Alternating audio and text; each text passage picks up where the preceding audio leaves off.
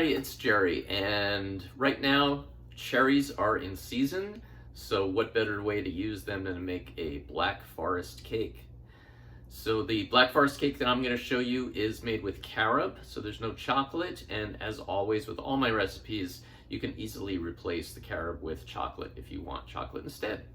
So let's get started. First thing we're going to do is make the decoration for the outside of the cake. So we're going to take 1/3 of a cup of coconut oil and 3 tablespoons of maple syrup.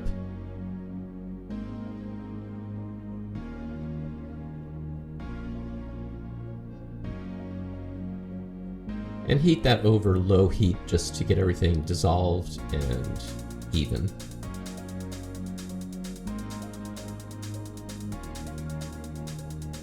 And then turn off the heat and add in 1/3 of a cup of carob powder.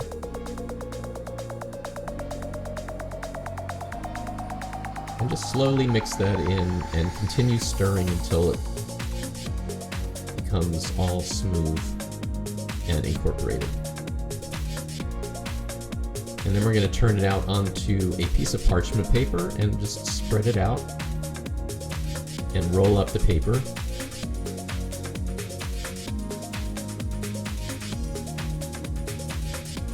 And then we're going to put the paper in the freezer and let it freeze until it's hardened. Next we're going to make the cake part of it. We're going to take 3 teaspoons of psyllium husk and 3/4 of a cup of water. Mix those together and just let it sit for a few minutes, thicken. Meantime, we're going to take 1 medium apple, which has been peeled and cored and chopped up, and just put that into a food processor along with 1/2 cup of agave. Blend that all together until it's nice and smooth. It'll be the consistency of like a runny applesauce. And then add that into the psyllium husk mixture.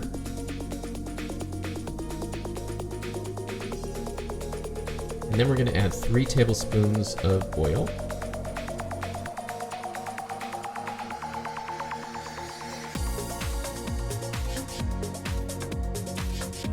A cup of brown rice flour. 1/2 cup of tapioca flour. 1/4 teaspoon of xanthan gum, a tablespoon of baking powder,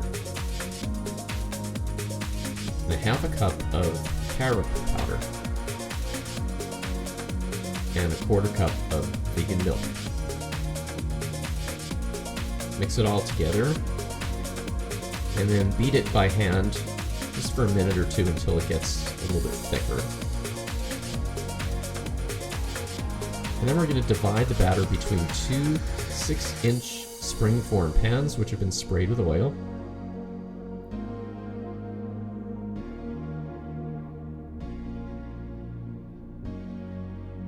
And shake the pans just to get the surface evened out.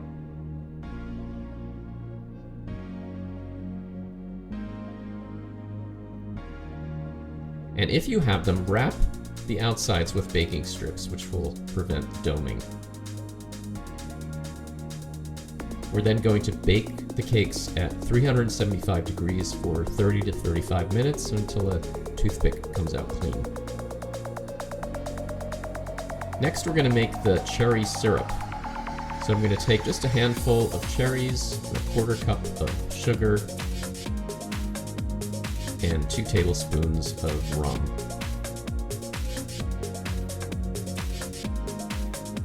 I'm doing this because I don't have any cherry liqueur to use, so I'm just making my own.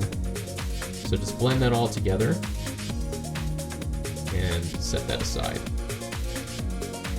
And once the cakes are completely cooled, we're going to slice them in half. And also slice off the tops if there's any doming on the tops. Shouldn't be much if we have the strips on there. And we want all 4 of these layers to be cut side up. And then we're going to take the cherry syrup and brush it on top of each layer and just let it soak in.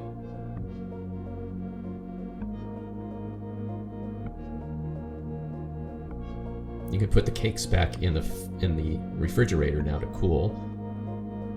So I'm going to take 2 cans of coconut milk that have been chilled overnight and scoop out the thick cream from the tops. Sometimes the cream will get even very hard, just depending on how long it's been in there. And then we're just going to mix that in an electric mixer, and then we're adding 2 teaspoons of vanilla extract and a half a cup of powdered sugar. And just beat everything together until it gets nice and smooth and thick.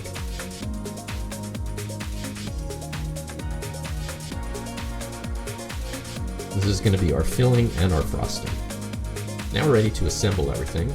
So we're going to take our bottom layer and then spread some of the whipped cream on top.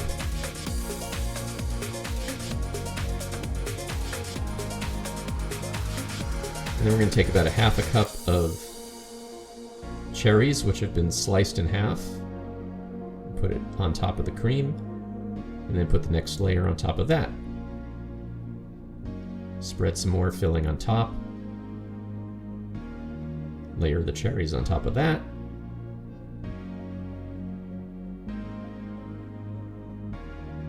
And repeat with the next layer.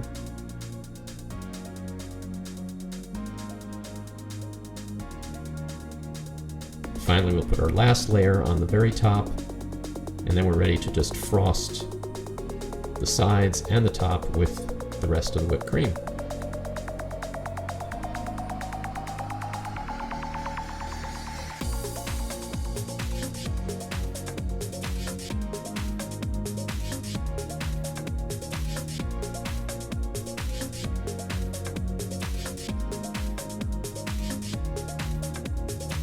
Finally, we can take the bark out of the freezer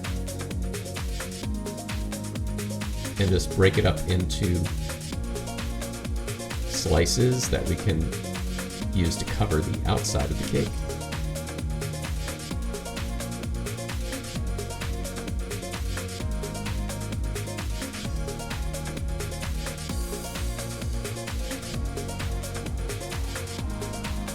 And last, we'll take some whole pitted cherries and put them around the outside on the top of the cake.